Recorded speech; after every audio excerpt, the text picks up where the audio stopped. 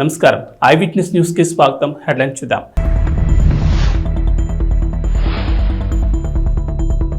కమనీయంగా జరిగిన 7 వారాల శ్రీ కళ్యాణ వెంకటేశ్వర స్వామి వారి వార్షిక కళ్యాణం.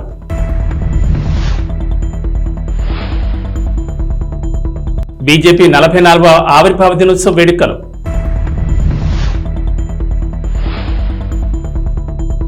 యాడికి మండల కేంద్రంలోని వైసీపీలో నుంచి టీడీపీలోకి చేరికలు.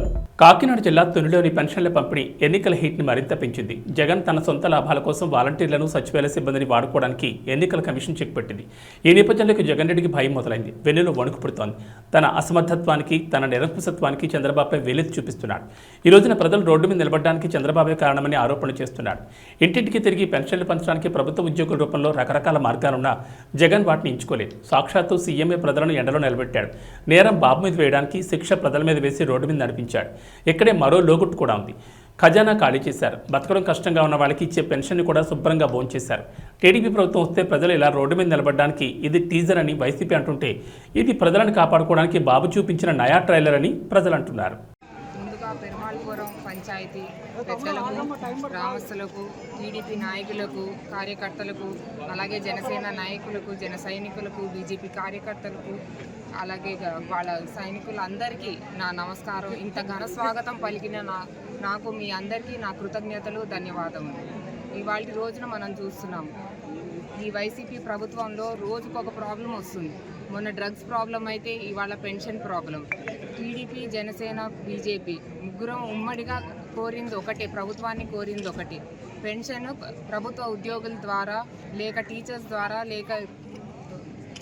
లేక సచివాలయం ఉద్యోగుల ద్వారా పెన్షన్లు ఇప్పించాలి. వాళ్ళ వృద్ధులకి వాళ్ళ ఇంటికి వెళ్ళి మరీ ఇప్పించాలనేది కోరాము. అక్కడ ఖజానా, ప్రభుత్వం దగ్గర ఖజానా ఖాళీ అయితే ఆ నెపం టీడీపీ మీద నెట్టుతున్నారు. ఇది మేము తీవ్రంగా ఖండిస్తున్నాము. మళ్ళీ చెప్తున్నాం, మీరు పెన్షన్ ఇవ్వాలనుకుంటే వృద్ధుల్ని ఇబ్బంది పెట్టకుండా వాళ్ళ ఇళ్లకి తీసుకొని వెళ్ళి మరీ ఇప్పించండి. జై హింద్, జై తెలుగుదేశం. కాకినాడ జిల్లా తుని ఆర్టీసీ కాంప్లెక్స్ ప్రాంతంలో గల 7 వారాల శ్రీ కళ్యాణ వెంకటేశ్వర స్వామి వారి వార్షిక కళ్యాణం కమనీయంగా జరిగింది. తాళ్లూరు జీఎస్ స్వామి వారి మఠాధిపతులు పొడుగు వెంకట సత్యనారాయణ ప్రసాద్ ఆచార్యుల పర్యవేక్షణలో కళ్యాణం ప్రారంభమైంది. చక్కని వేదికపై స్వామి అమ్మవార్లను వేయించింపచేసి శాస్త్రపరంగా కళ్యాణం నిర్వహించారు. ఆలయ అధ్యక్షులు చేపల అప్పలరాజు దంపతులు స్వామివారికి పెండ్లి వస్త్రాలు సమర్పించగా, ఆలయ కార్యదర్శి కేసనకుర్తి సూర్యప్రకాష్ అమ్మవారికి పట్టు వస్త్రాలు సమర్పించారు. కళ్యాణం అనంతరం వేలాదిగా వచ్చిన భక్తజనులందరికీ ఆలయ కమిటీ అన్నప్రసాద వితరణ చేసింది. లోక కళ్యాణార్థం ప్రజలందరూ బాగుండాలని, పశుపక్షాదులు బాగుండాలని ఈ పంచమ వార్షిక కళ్యాణం ఘనంగా నిర్వహించారు.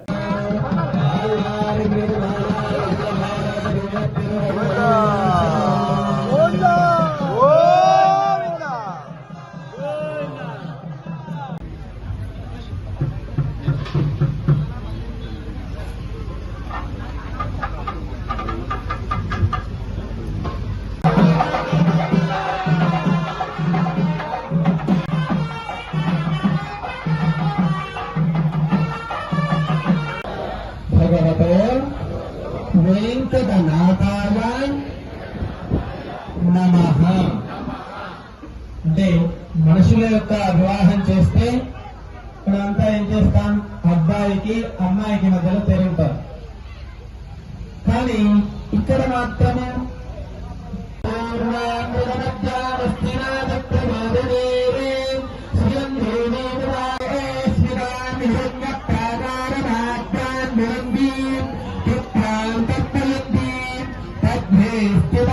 బెల్లంపల్లి పట్టణంలో బీజేపీ 44వ ఆవిర్భావ దినోత్సవ వేడుకలను జిల్లా ప్రధాన కార్యదర్శి పట్టికృష్ణ ఆధ్వర్యంలో ఘనంగా నిర్వహించారు.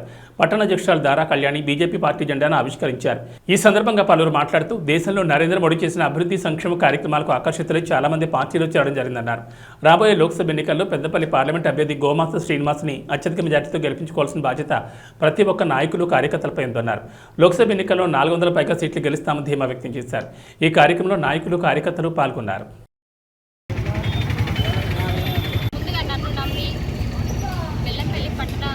అధ్యక్షురాలుగా బాధ్యతలు ఇచ్చిన రత్నా దిరబెల్లి గారికి ప్రత్యేక ధన్యవాదాలు తెలియజేస్తున్నాను. మన జాతీయ పార్టీ పిలుపు మేరకు మన జిల్లా అధ్యక్షుడు రఘునాథ్ దిరబెల్లి గారి సూచన మేరకు సందర్భంగా బెల్లంపల్లి పట్టణంలో భారతీయ జనతా పార్టీ జెండా ఆవిష్కరణ కార్యక్రమం జరిగింది.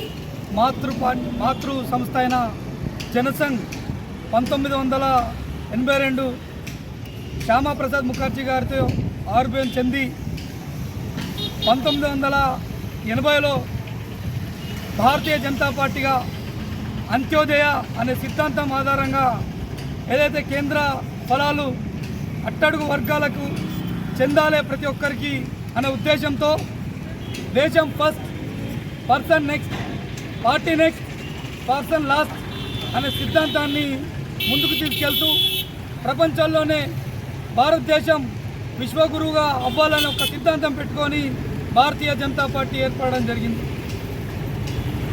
ఈరోజు భారతీయ జనతా పార్టీ ఒకప్పుడు 3 సీట్ల నుంచి 337 సీట్లకు ఎదగడం జరిగింది. ప్రపంచంలోనే అతిపెద్ద లార్జెస్ట్ పార్టీగా భారతీయ జనతా పార్టీ ఈరోజు భారతదేశంలో కొనసాగుతుంది. రానున్న ఎలక్షన్లో భారతీయ జనతా పార్టీ ఖచ్చితంగా 400 సీట్లు గెలుస్తుందని మేము నమ్ముతున్నాము. మేము సగర్వంగా చెప్పుకుంటున్నాం. ఎందుకంటే నరేంద్ర మోదీ గారు భారతదేశానికి అందించిన సేవలు కానీ, అభివృద్ధి కానీ ప్రతి ఒక్క పేద అట్టడుగు వర్గాల్లో ఉన్న దళితులు, బీసీ వర్గాలు ప్రతి ఒక్కరు గుర్తించి ఈరోజు భారతదేశాన్ని భారతీయ జనతా పార్టీ ఖచ్చితంగా ఉండాలని చెప్పేసి గుర్తిస్తున్నారు. అలాగే మన పెద్దపల్లి పార్లమెంట్లో మా బీజేపీ అభ్యర్థి గోమాస శ్రీనివాస్ గారిని కూడా ఖచ్చితంగా భారీ మెజార్టీతోని గెలిపించుకొని పార్లమెంట్కి పంపిస్తారు. ఈరోజు నరేంద్ర మోదీ గారి అభివృద్ధి కార్యక్రమాన్ని చూసి మన మంచిర్యాల జిల్లా అధ్యక్షులు పోరాటాన్ని, అలాగే పార్టీ అభివృద్ధిని చూసి చాలామంది పార్టీలో చేరడం జరుగుతుంది. అలాగే ఈరోజు బెల్లంపల్లి పట్టణంలో సుమారు ఒక 10 మంది ఈరోజు పార్టీ ఆవిర్భావం సందర్భంగా పార్టీలో జాయిన్ అవ్వడం జరిగింది. వాళ్ళందరికీ స్వాగతం తెలియజేస్తూ వాళ్ళు ఖచ్చితంగా పార్టీ కోసం పనిచేస్తారని ఆశిస్తూ సెలవు తీసుకుంటున్నాం. భారత్ మాతాకి. విద్య ద్వారా ఉన్నత శిఖరాలను అధిరోహించవచ్చునని మాజీ ఉప ప్రధాని బాబు జగజ్జీవనరామ్ నిరూపించారని దివి మార్కెట్ కమిటీ చైర్మన్ కొక్కిలిగడ్డ వీర వెంకటేశ్వర అన్నారు. చల్లపల్లి మండలంలోని రామానగరంలో జగజ్జీవనరామ్ జయంతి కార్యక్రమం నిర్వహించారు. రామానగరం ఎస్సీ కాలనీ యువత ఆధ్వర్యంలో నిర్వహించిన ఈ కార్యక్రమంలో జగజ్జీవనరామ్ విగ్రహానికి వెంకటేశ్వర పూలమాలతో నివాళులర్పించారు. అనంతరం కేక్ కట్ చేశారు. ఈ కార్యక్రమంలో నాయకులు పాల్గొన్నారు. ఇక్కడికి వచ్చినటువంటి మాదిగ జాతి బిడ్డలకు, అలాగే మీడియా మిత్రులకు నా యొక్క ఉద్యమ నమస్కారాలు.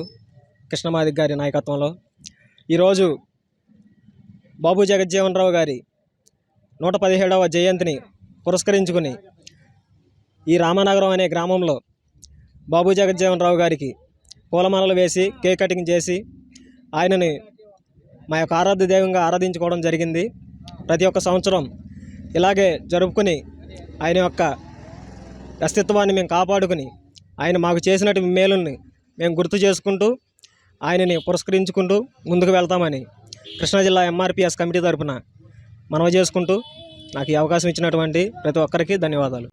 రామానగరంలో బాబు జగజ్జీవనరావు గారి జయంతి జరుపుకోవడం చాలా శుభపరిణామం. భారతదేశ చరిత్రలో ఆయన ఒక స్వర్ణ అధ్యాయము. ఆయన ప్రధానమంత్రి కావలసిన వాడు ఉప ప్రధానిగా చేయాల్సి వచ్చింది.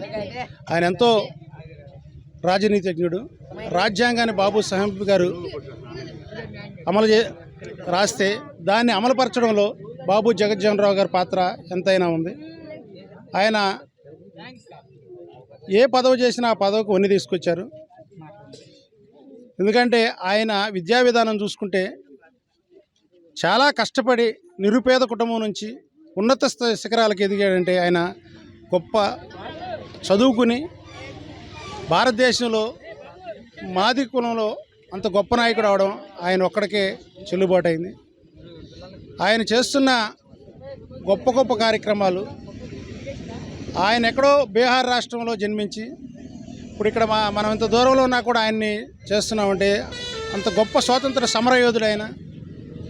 రైల్వే మంత్రిగా ఉన్నప్పుడు ఎస్సీ బోర్డులో ఒక్క రైల్వే ఎంప్లాయీ కూడా ఉండేవాడు కాదు. బోర్డులో ఉన్న వాళ్ళే వాళ్ళ కులస్తుల్ని రిక్రూట్మెంట్ చేసుకునేవాళ్ళు. ఆయన రైల్వే మంత్రిగా వచ్చిన తర్వాత ఎస్సీలు నియమించి 4వ తరగతి ఉద్యోగులుగా ఉన్న వాళ్ళని ప్రమోషన్ లేకుండా ఉండేది. క్యాంటీన్లో కూడా ఉండేవి కాదు ఆ రోజుల్లో. ఆయన ఎస్సీ కులస్తుల్ని ప్రమోషన్లు ఇచ్చి పై స్థాయికి తీసుకొచ్చిన గొప్ప మహానుభావుడు. మనం ఆయన అడుగుజాడల్లో నడవాలి. ఎందుకంటే మనం చదువులో చాలా వెనకబడి ఉన్నాము. ఇప్పుడు తరం వాళ్ళు కొద్దిగా చదువుకుంటున్నారు. చదువుకుని మంచి ఉన్నత పదవులకు వెళ్తేనే మనం సంఘంలో మంచి గుర్తింపు ఉంటుంది, మనం ప్రజాసేవ చేస్తాము. అంతేకాకుండా ఇప్పుడు మనం దేవరకోటలో కూడా మనం విగ్రహం ప్రతిష్ట చేసాము. అక్కడ క్రిస్టియన్పేటలో కూడా నేను చేశాను. మన వాళ్ళు ఎక్కడున్నా కూడా ఉన్నత శిఖరాలకు వెళ్ళాలని కోరుకుంటూ సెలవు తీసుకుంటాం. దివంగత మాజీ ఉప ప్రధాని జగజ్జీవనరాం జయంతి కార్యక్రమాలను పండగ వాతావరణంలో నిర్వహించారు. గంటతాల మండల పరిధిలోని దేవరకోట గ్రామంలో జగజ్జీవనరాం విగ్రహానికి గ్రామస్తులతో కలిసి దివి మార్కెట్ కమిటీ చైర్మన్ కొక్కులగడ్డ వీర వెంకటేశ్వరరావు పూలమాలతో నివాళులర్పించారు. ఈ కార్యక్రమంలో పలువురు పాల్గొన్నారు. బాబు జగజ్జీవనరావు గారు జయంతి సందర్భంగా దేవరకోటలో విగ్రహంకు పూలమాలలు వేసి నివాళులర్పించడం జరిగింది. ఆయన మహానుభావుడు. రాజ్యాంగంలో రాసిన బాబాసాహెబ్ అంబేద్కర్ రాసిన రాజ్యాంగాన్ని ఆయన తూచా తప్పకుండా ఎస్సీ సామాజిక వర్గానికి, మాది కమ్యూనిటీకి కానీ బీసీలకు కానీ ఈ వర్గాల వారి కోసం ఆయన పాటుపడ్డారు. ఆయన భారత ప్రధాని కావలసిన వారు ఉప ప్రధానిగా మిగిలిపోయారు. ఆ రోజున అగ్రకుల వారు చేసిన కుట్ర వల్ల ఆయన ప్రధానమంత్రి కాలేకపోయారు. ఆయన పేద ప్రజల కోసం అహర్నిశలు కష్టపడి పనిచేశారు. ఆయన ఏ పదవిని అలంకరించినా ఆ పదవికి వన్నె తెచ్చారు. భారతదేశంలో అనేక శాఖలు నిర్వహించారు. రైల్వే శాఖ నిర్వహించేటప్పుడు ఆ శాఖలో 4వ తరగతి ఎంప్లాయీస్ ఉండే ఎస్సీలే ఉండేవాళ్ళు. ఆ ఎస్సీలకి ప్రమోషన్ అనేది ఉండేది కాదు. 4వ తరగతి నుంచి ప్రమోషన్ అనేది చేయడం వల్ల ఆయన ప్రమోషన్ తీసుకొచ్చారు. ఆయన ద్వారానే ఆ ప్రమోషన్లో మంచి క్లర్క్ వరకు కూడా సూపరింటెండెంట్ వరకు వెళ్ళడానికి కూడా జరిగింది. అంతేకాకుండా రైల్వే బోర్డులో ఎస్సీ మెంబర్ అనేవాళ్ళు ఎవరు ఉండేవాళ్ళు కాదు. ఆయన వచ్చిన తర్వాత ఎస్సీ బోర్డు మెంబర్గా రిక్రూట్మెంట్ చేశారు ఎస్సీ వారిని. అంతేకాకుండా ఎస్సీలో క్యాంటీన్ విధానం కూడా ఉండేది. ఆ క్యాంటీన్ కూడా ఎస్సీలకి చేయడం జరిగింది. ఆయన టైంలోనే హరిత విప్లవం అనేది వచ్చింది. వ్యవసాయంలో కూడా అనేకమైన విప్లవాత్మక మార్పులు తీసుకొచ్చి పేద ప్రజల కోసం పాటుపడిన మహానుభావుడు. ఆయన విద్య ద్వారానే గొప్పవాడయ్యారు. ఎందుకంటే మా తోటి కోస్తున్న అందరూ కూడా మంచిగా చదువుకుని విద్యలో పైకొచ్చి నలుగురికి ఉపయోగపడేటట్లు ఉండాలి. ఎందుకంటే ఎస్సీ సామాజిక వర్గంలో వెనకబడిన వర్గం ఏదైనా ఉందంటే మాది కమ్యూనిటీ ఒకటే. దీనికి ఆయన కృషి చేశారు. ఈ టైంలో అందరూ బాగుండేది. ఇప్పుడు అందరూ కూడా చదువుకొని మంచి ప్రయోజకులయ్యి ఆయన ఆశయాలకు తోడుగా ఉండాలని కోరుకుంటూ సెలవు తీసుకుంటారు. ముఖ్యమంత్రి జగన్మోహన్ రెడ్డి మళ్లీ అధికారంలోకి రావాలని ప్రజలు కోరుకుంటున్నారని అవనిగడ్డ ఎమ్మెల్యే సింహాద్రి రమేష్ బాబు అన్నారు. మోపిదేవి మండల పరిధిలోని పెద్ద కల్లేపల్లి గ్రామంలో వివిధ పార్టీలకు చెందిన పలువురు రమేష్ బాబు సమక్షంలో వైఎస్ఆర్ కాంగ్రెస్ పార్టీ తీర్థం పుచ్చుకున్నారు. పెద్ద కల్లేపల్లి 1 గ్రామ సచివాలయ కన్వీనర్ అరజా వెంకటచలపతిరావు నివాసం వద్ద మండల పార్టీ కన్వీనర్ గరికపాటి వెంకటేశ్వర ఆధ్వర్యంలో పలు పార్టీలకు చెందిన 20కి పైగా కుటుంబాల పార్టీలు చేరాయి. కండువాలు కప్పి పార్టీలకు ఆహ్వానించారు. ఈ కార్యక్రమంలో పలువురు పాల్గొన్నారు. రామారావు గారు అట్లాగే తలుపుల సుధాకర్ గారు కమ్యూనిస్ట్ పార్టీ నుంచి, తెలుగుదేశం నుంచి, రాజశేఖర రెడ్డి గారి కుమారుడు జగన్మోహన్ రెడ్డి గారు అధికారంలోకి వచ్చిన తర్వాత చెప్పిన వాగ్దానాలు చెప్పినట్టు చేసి పేద ప్రజలకు ఉపయోగపడేటట్టుగా ఇళ్ళు, తినడానికి తిండి, కట్టుకోవడానికి బట్ట, పిల్లల చదువులు, ఆరోగ్యం జాగ్రత్తగా చూస్తున్నారు. ఈ పార్టీ మళ్ళీ అధికారంలోకి రావాలా, మళ్ళీ జగన్మోహన్ రెడ్డి గారు మంచిగా ఉండాలా, ఈ పేదలందరినీ ఆదుకోవాలా. ఈ అభివృద్ధి అంటే జగన్మోహన్ రెడ్డి గారు చేసింది అభివృద్ధి. మూతపడిపోతున్న గవర్నమెంట్ స్కూల్స్ బాగు చేయటం, ఊళ్ళో ఎల్ఎస్ సెంటర్ పెట్టడం, సచివాలయాలు పెట్టడం, రైతు భరోసాలు పెట్టడం, ఇదంతా అభివృద్ధేను. దాంతోపాటు గడప గడప తిరిగితే ఊరికి సచివాలయం దగ్గర 20 లక్షల రూపాయలు రోడ్లు వేశారు. మెయిన్ రోడ్లు కొంచెం కరోనా మూలంగా ఇబ్బంది పడినా మిగిలిన రోడ్లన్నీ అయిపోయినాయి. అవి కూడా ఇప్పుడు చేసుకుంటూ వెళ్తున్నారు. అన్ని రకాలుగా ఈ ప్రభుత్వం పరిపాలన బాగుందని చెప్పి చేరిన కళ్ళేపల్లి వాసులు అందరికీ పేరు పేరున ధన్యవాదాలు. ఇప్పుడు వైఎస్ఆర్ పార్టీలో చేరిన జనసేన కార్యకర్తలు, అలాగే సిపిఎం నుంచి చేరటం అనేది జగన్మోహన్ రెడ్డి గారు చేసిన పాలన చూసి చేరటమే కానీ ఆయన ఇచ్చే పేదవాడికి అందించిన సంక్షేమ పథకాలు, దాంతోపాటు అభివృద్ధి. దాన్ని చూసి ఇవాళ ఇందాక మనకి సిపిఎం కార్యకర్త, నాయకుడు చాలా గట్టిగా తిరిగేవాడు.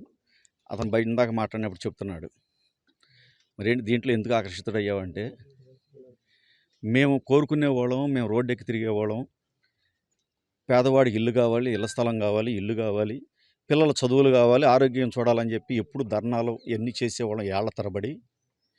ఈ ముఖ్యమంత్రి వర్యులు జగన్మోహన్ రెడ్డి గారు వచ్చిన తర్వాత అవన్నీ తీర్చాడు. ఇంకా మాకు ఆ పార్టీలో పని కూడా లేదు.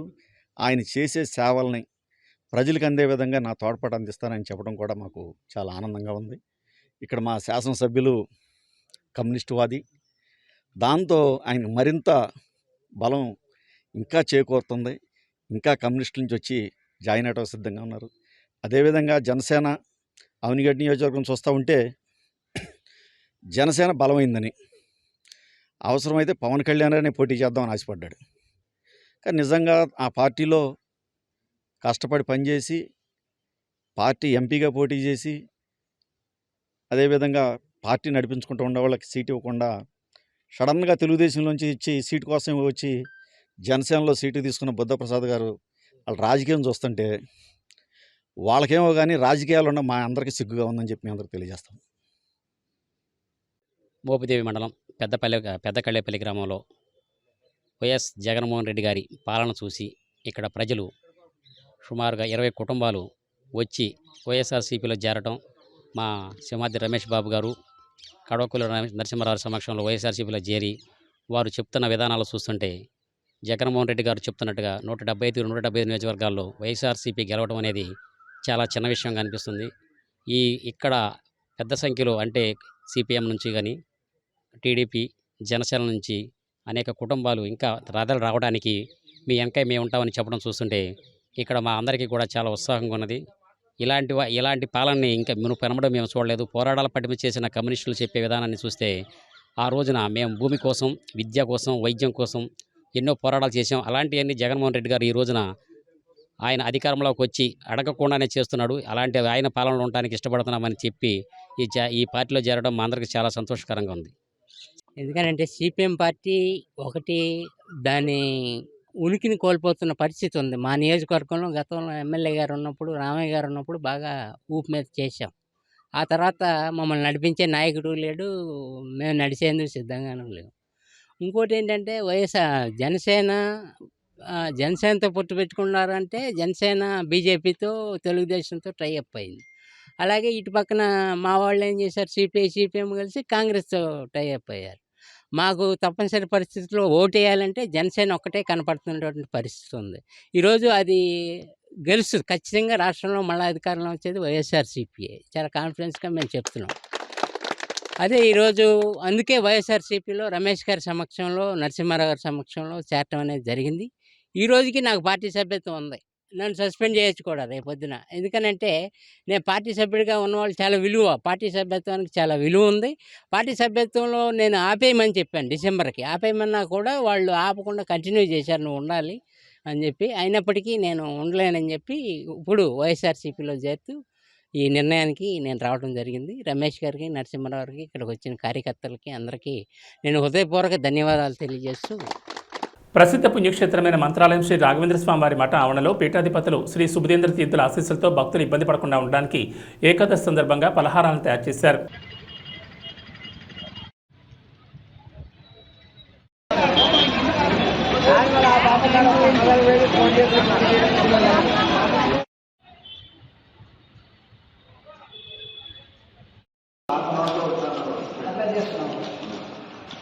మంత్రాలయం ఎక్స్-జెడ్పీటీసీ మెంబర్ని.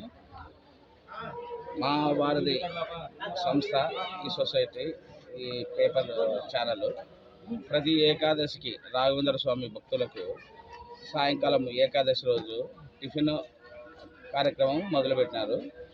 ఈ ప్రతి ఏకాదశి ఇదే విధంగా సాగాలని కోరుకుంటారు, దిగ్విజయం చేయాలని కోరుకుంటున్నారు. అలాగే మా వారధి సంస్థకి ప్రతి ఏటా రాఘవేంద్ర స్వామి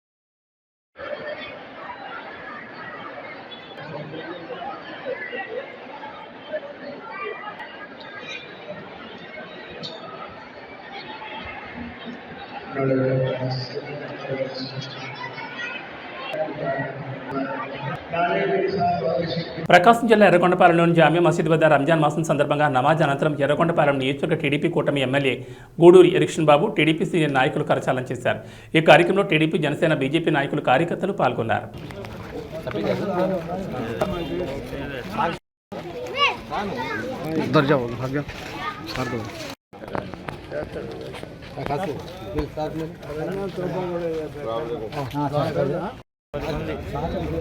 మిగతా వాళ్ళందరికీ సరే వచ్చే తీసుకొచ్చే అమ్మా బడే పైకి చూస్తా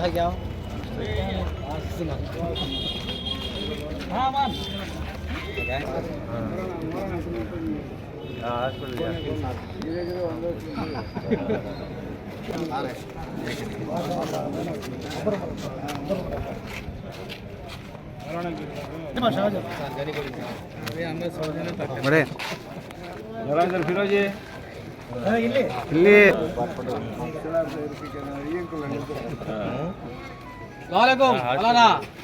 తిరుపతి జిల్లా నాయుడుపేట నందు బీజేపీ ఎంపీ అభ్యర్థి డాక్టర్ వరప్రసాద్ ఏఎంసీ గ్రౌండ్ నందు వాకింగ్ చేస్తున్న ప్రతి ఒక్కరిని ఆప్యాయంగా పలకరించి సూళ్లూరుపేట నియోజకవర్గానికి తాను చేసిన మేలును, భవిష్యత్తులో చేయబోయే మేలును వారికి వివరించారు. వారి వెంట నాయకులు ఉన్నారు.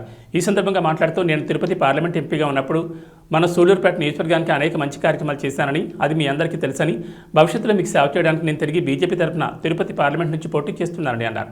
అదేవిధంగా సూళ్లూరుపేట నియోజకవర్గ తెలుగుదేశం పార్టీ నుంచి ఎమ్మెల్యే అభ్యర్థిగా డాక్టర్ నెలవల విజయశ్రీని మీరందరూ అత్యధిక మెజార్టీతో గెలిపించి ఆశీర్వదించాలని కోరారు.